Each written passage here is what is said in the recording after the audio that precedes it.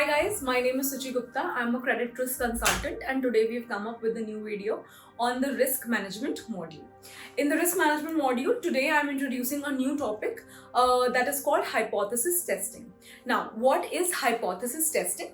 What what are the different kind of hypotheses that are there? What are the tests that are performed under the hypothesis testing? We will be covering all that in this new topic under the risk management module. In today's video, I will be talking about what basically is hypothesis testing. I will be giving you an idea about how it is calculated, why it is calculated, what are the different types, and how does hypothesis testing form a very integral part of basic statistics that is useful in a lot of testing that is being done by the banks, by the automobile industry, and various other industry where hypothesis testing is used. Especially in the new upcoming pharma industry, hypothesis testing has been used by far in making a lot of meaningful conclusions. Okay, now let's start. So what is hypothesis testing? Hypothesis testing is basically for the sake of an argument.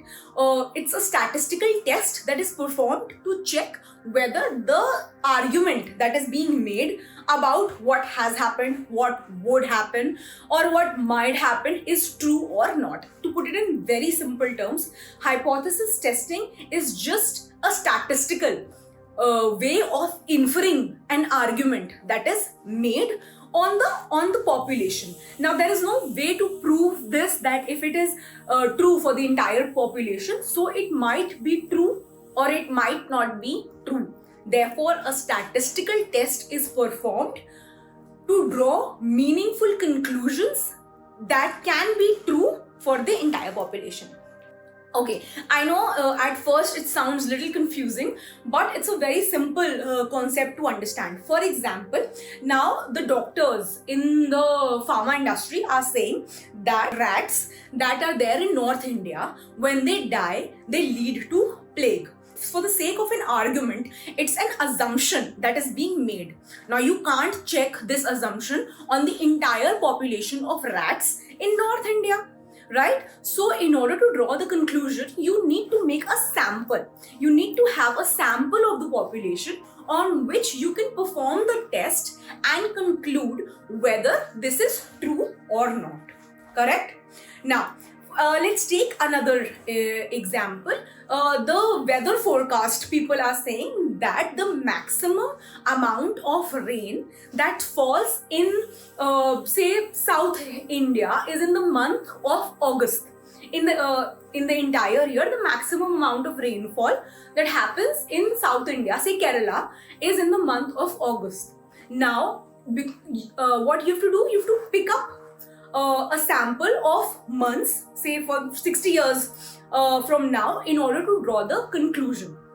Okay, so now other examples can also be taken. Like, I'm not taking such big examples. For example, my school teacher says that if any person who had scored 60% or more marks in class 10th is going to score 60% or more marks in class 12th as well.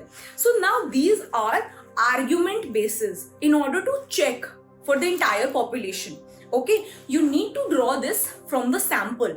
The teacher cannot test this on all the students in the world that are in class 10th, right? She needs to she has inferenced these results from a particular sample that is there existing. Okay, I hope you've understood this. So I'm reiterating again, what is hypothesis testing?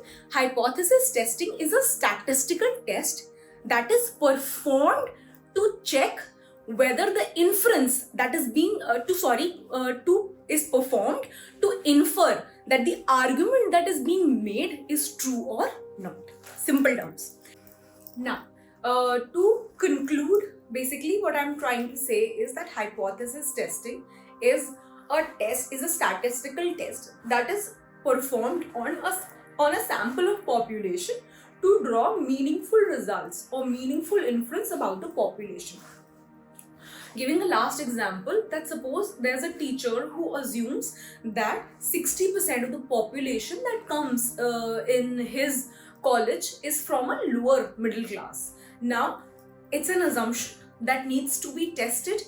So for that can be true for the entire population of the college, but needs to be tested on a smaller sample. Now, moving ahead, how is hypothesis testing done? The first step of hypothesis testing is to identify the null hypothesis and the alternative hypothesis. Now, what is null hypothesis and what is the second alternative hypothesis? As I said, hypothesis is done for the sake of argument to test whether a particular thing is true or not. So, as the word says, null hypothesis, research are basically made to nullify the process. Like the first assumption is that the process will be nullified. And what's an alternate hypothesis? As the word says, it's an alternate to the null.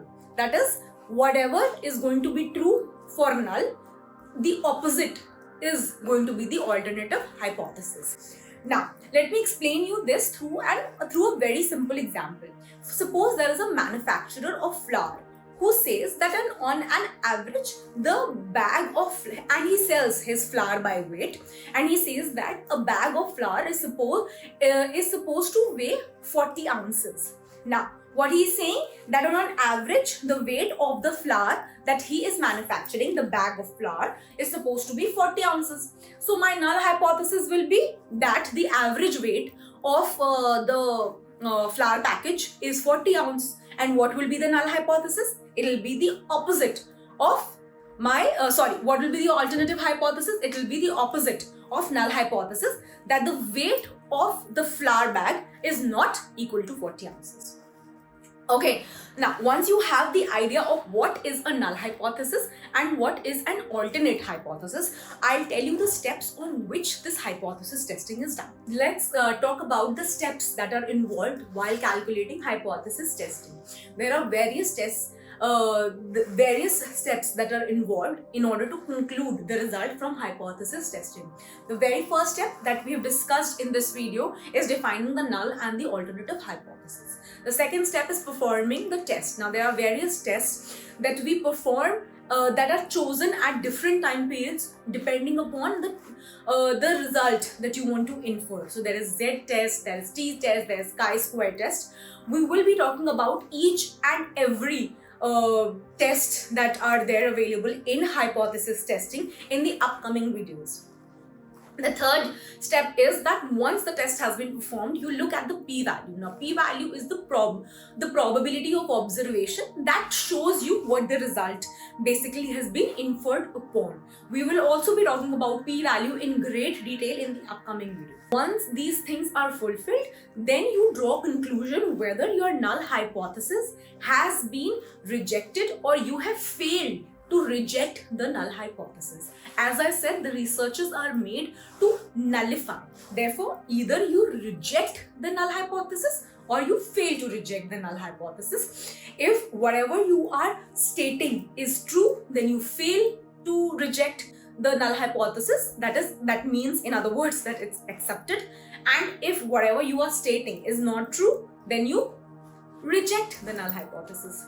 Okay, now this is a very starting video wherein we've briefed you about the hypothesis testing. It's a very elementary building blocks to statistical knowledge that I think each and every individual who is learning statistics or has just begun statistics uses this. It's widely used in various industries. So I really hope that you guys stay tuned to our channel and enjoy the upcoming content.